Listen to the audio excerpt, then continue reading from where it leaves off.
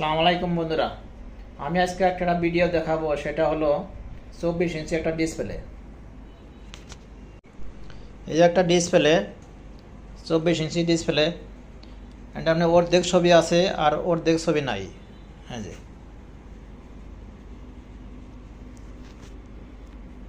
এই একটা সাইড কপ আমি আছে, আগেরই আছে। তো একটা শর্ট কপ খুলে ফেলেছি, এটা এমনি পুরা ছিল, এটা খুলে ফেলেছি। তো এটা এখন লাগাবো আমার এই মেশিনের মাধ্যমে এটা লাগাবো। আমি ডিসপ্লেটা বসায় হেডটা নামাইছি, নামানোর পরে যে অনিং দেই,